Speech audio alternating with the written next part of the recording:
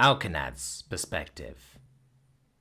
Alright, let's get it out of the way, declares the haughty Requali as she enters my office and hops onto the perch I've set up for her, without allowing me a moment to offer her alternatives. I mocked and belittled you, and now I'm here asking for your help. Whatever you have to say to me, just say it. With mirthful bemusement, I lean my elbows onto the desk in front of me, my patagia and proximal interphalangeal joints of my wing digits folded neatly up my sleeves and resting just outside of them. You believe I'm going to open your first therapy session with hostility, Wakarak? Of course you are, She scowls, looking away from me out the window.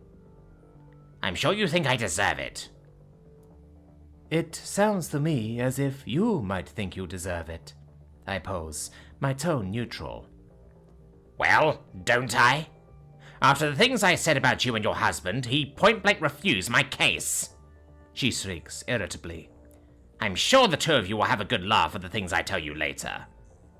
We will not, I state firmly. Confidentiality is of vital importance to the therapeutic relationship I hope to start cultivating here today. Mark knows this and will not ask me for any of the details of what you tell me. If he did, I would refuse to give them. As to why he declined to see you as a client, it's true that he judged the feelings of animosity that you engendered in him, and that you have for Terrans, to be unconducive to building a therapeutic relationship with him.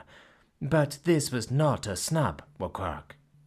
The crueler, more malicious option available to him was accepting your case, knowing that you and he are so hostile to each other. She humps in response, unconvinced. I lean against my chair back, pleasantly squashing the clawed tips of my wing fingers into my spine, as I tent my manipulators in front of me and say, "All right, Wakarak. Before we go any further, there are some things I need to make you aware of regarding how therapy is, ideally, meant to work." I lay out the rules and she listens, not meeting my eyes. Once done, I ask, "So, Wakarak, why don't you tell me in your own words, what made you decide to seek therapy?"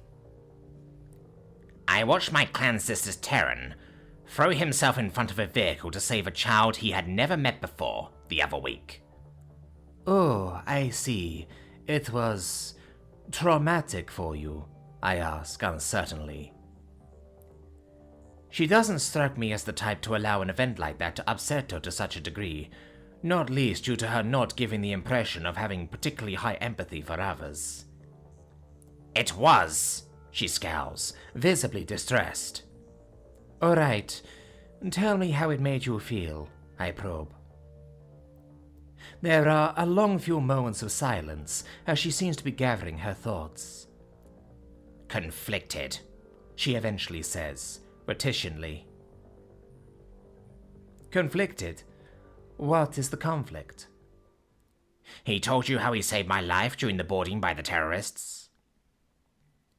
I raise an eyebrow and answer, I'm afraid I'm not at liberty to divulge anything that my other clans discuss in their sessions, any more than I would be to relay anything you tell me back to them. Right. Your confidentiality, she answers, not particularly sounding like she has much time for the concept. So, Victor saved your life. What happened there? I ask, acting as if Victor never mentioned it or her subsequent visit to his quarters, while he was self-medicating with a toxic quantity of alcohol. It was when we were all sheltering together, down in the ship's steerage. When the attackers breached the doors and the security team came in immediately behind them and neutralized them. You were there. You remember? I give a Terran nod briefly, before remembering who I'm talking to and stopping myself. I wasn't close enough to see in detail what happened, but I remember the event, yes. Well, one of the males pointed a gun directly into my face. Another fraction of a second, and both my life mate and I would have been killed. And Victor disarmed the man before that moment? She gives a flick of her crown plumes, flagged as irritation, and answers, Yes. If he had hesitated even for an instant, Akrat and I would both be dead. It wouldn't even have needed to be malicious. He wouldn't have needed to be thinking anything so perfidious as, I shall just allow this man to get rid of that awful woman for me before I intervene. All it would have taken is an instant where he wavered in his conviction about whether saving me was the correct thing to do, and it would have been too late. And this nobility rings dissonant with your overall image of Terrans? She gives a frustrated sigh, this time seemingly not directed at me, and responds, That time, not really, no. And when I decided that, being in his debt, I ought to go and thank him and attempt to... Untranslatable idiom, blunt the talons, meaning end hostilities, bury the hatchet. With him, his chaotic, drunken rejection of those overtures, and the explanation he gave of why he hadn't allowed the man to kill me, gave me the impression that this was something like Terran honor, as if his professional pride would not have permitted him to allow the death of one of those aboard his mistress's ship, regardless of his personal distaste for me.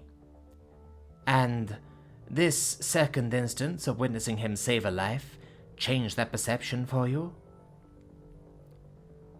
She gives an affirmative gesture and explains, That child was nothing to him.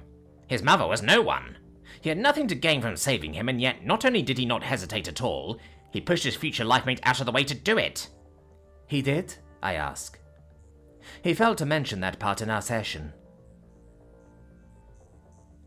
Yes. She, he, and the other Terran woman were all looking at this child when the vehicle appeared. The Dom woman was the first to react, and Taylor had to grab her arm, throwing her backward and using her to propel himself forward. Obviously he cares for her, and she would, without question, have died from the same impact. So, saving her makes sense, but throwing himself in instead does not. I can't work out what he has to gain from it. Now that I'm thinking about it, this arrangement might not have been the best idea.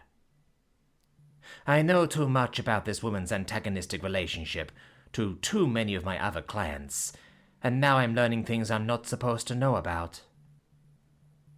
So, you were able to reconcile Victor risking himself to save you, your life mate and Toon, with your prior perception of Terrans, but regarding the child, who has nothing to offer a man like Victor, to make the injuries he sustained a worthwhile sacrifice, you're alarmed by a new perception of a Terran that you can't reconcile with that schema. Precisely, declares the woman, with relief in my comprehension. So, tell me, was I wrong? Have I been wrong about them for 35 years? I sigh. Well, Quark, as I told you before, my job as your therapist is not to tell you what to do, and neither is it to tell you what to think. Nor what to feel. I'm sure it doesn't take too much imagination to realize what my personal feelings on Terrans are, given that I'm currently married to one. But if I just tell you to change your opinion to match mine, I don't think that will be the best thing for resolving your current tension, would it? Her neck straightens, bringing her head directly over her shoulders as she asks, Then what would be? I smile a toothless smile and answer, Why don't you tell me how you came to your current view of Terrans? She cocks a brow tuft skeptically. You think that getting me to recount how I came to hate Deathworlders will remedy that hatred? I splay my 8 manipulated digits, my 6-winged digits mirroring the gesture behind my back, and answer, I think if you are to change a perception, as you seem to want to, you must first understand it. Understand where it comes from, understand its flaws and even its strengths, before you can make an informed decision about whether to abandon it. It's not so easy as just deciding to change a belief. So, tell me, how did you come to feel the way you do about Deathworlders? She spends a long time thinking about that before responding. Are you aware of the 2492 Thunlung Thugovan film, The Hunters? Vaguely. What is it about? She takes a deep breath and answers. A Thonglong scout ship is exploring a relatively uncharted portion of the galaxy when they stumble upon a pre-FTL ship. Aboard, they find 3 cryopods, a primitive substitute for stasis pods, where beings are preserved physically, with ice, rather than using temporal distortion, with 3 individuals of a hitherto unknown species. The science officer cautions against waking them up until they can learn more about them. He is disregarded, and the creatures are awakened by the other crew. These creatures don't look much like Terrans, apart from their relatively diminutive size. At first they seem friendly, leading to the science officer being further mocked for what is perceived as his unwarranted caution.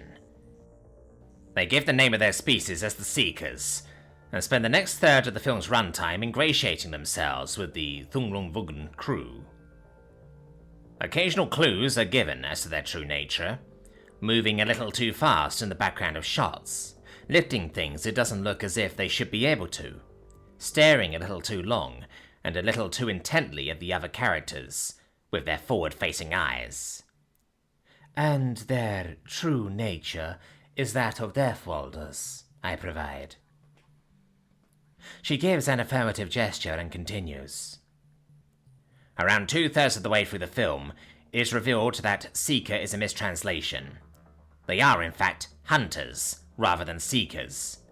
They spend the remaining runtime living up to that name, killing off every last member of the Thunglung crew, until finally only the science officer is left. At that point, the hunters reveal that their goal is to take the ship back to their homeworld, and use it to reverse engineer FTL, allowing an aggressive expansion into the wider galaxy. The film resolves, with the science officer choosing to initiate a self-destruct sequence, sacrificing his own life in exchange for keeping the hunters from unleashing their barbaric nature onto the galaxy. I nod my head and ask, and how old were you when you saw this film, Quark? 11. It was only approved for adult viewing, so I shouldn't have been able to see it until I was 16. But it was all anyone was talking about at the time, so my friends and I decided we absolutely had to see it. I intimidated and bluffed our way past the boys attending the ticket dispenser. In hindsight, this was a mistake. That film traumatized me. I couldn't show it at the time. I would have been a laughingstock among my friends if they thought I'd been given tremorous rings from a simple speculative fiction. So, when the data packet on the Terrans was released, you think you drew a connection between them and the Hunters, these monsters from your childhood? I probe. Absolutely. And everything I learned about them reinforced it. The litany of horrors I found in their history that they hadn't even attempted to conceal, as if they thought them to be normal, ordinary, mundane. The way their own short-sighted greed brought them to within a hair's breadth of rendering their own planet permanently unlivable, not even 7 centuries ago. The feats of strength they casually demonstrated in their films, even the ones that had nothing to do with their physical prowess. The number of their own stories where the threat was nothing more than one of them acting slightly atypical. And what exactly did you search to see these results? She gives a bemused shrug and answers. Terran violence, Terran cruelty, Terran war, Terran physical capability. Do you think there might have been something of a selection bias at play there? Looking at me like she cannot fathom what I mean, she asks, How so? Well, you searched Terran violence and Terran cruelty. Did you search Terran kindness? You searched Terran war. Did you search Terran peace? You searched Terran physical capability. Did you search Terran restraint? She gestures in the negative and answers, No. Why would I have? Those things didn't concern me. Well, do you not think you might get a somewhat skewed view of a species if you only look at the worst things they've ever done? I don't understand. She frowns. Well, if you take your own species, your own clan even, correct me if I'm wrong, but wasn't Clan High Spire itself formed and brought to its position of species hegemony in the wake of a brutal civil war in Raquel, fought not 4 millennia ago? Isn't Raquali history utterly fraught with similar examples of conflict? Imagine the conclusions Someone learning your species' history and only hearing about those conflicts and nothing else might come to about the nature of your species. Likewise, my species has a bloodier history than almost any other, but there's more to the Spellfolk than being simple killers. I see distress on her face as she looks down, considering my words. There is a long silence, as I don't want to interrupt whatever thought she may be gestating. Finally, she speaks. There's something else. Another reason I have hated them. More than simply what they are. And what's that? I ask, managing my tone to be perfectly neutral without being flat. Interested and inviting without sounding intrusive or nosy. They took someone from me. I make a sympathetic face and ask, someone you cared about? My daughter. Yes. I didn't know you had a daughter, Quark. Was she yours and Akrat's? I ask, gently. She gestures in the negative and explains. Just mine. This was before I was bonded to Akrat. Her father was clanless. He was beautiful and charming, but it never would have worked. We were just from two different worlds. I supported them. Paid for her to receive an education at a public school filled with girls in similar positions to hers, since she couldn't have attended a private clan academy. I regret not acknowledging her. I should have simply suffered the loss of reputation I would have experienced by asking my bastard to be inducted into my clan. Did it strain your relationship with her? Was there any resentment over the issue? She gives a mirthless puff and a joyless smile and answers, None. She was so understanding about it. In hindsight, I wish she'd raged at me about it. I wish she'd told me what a sorry excuse for a mother I was for prioritizing myself over her. I wish she had told me that she shouldn't need to prove herself a war hero to be worthy of my love. There's so much I regret about the way I treated that girl. Well, I did not expect to make this much progress this quickly. I think the childhood trauma related to fictional Death Worlders is something we can circle back to later. Her late daughter is where I should encourage her to focus for the time being. Tell me, Wakrak, if you could have another chance, if you could raise your daughter again, knowing what you know now, what would you do differently?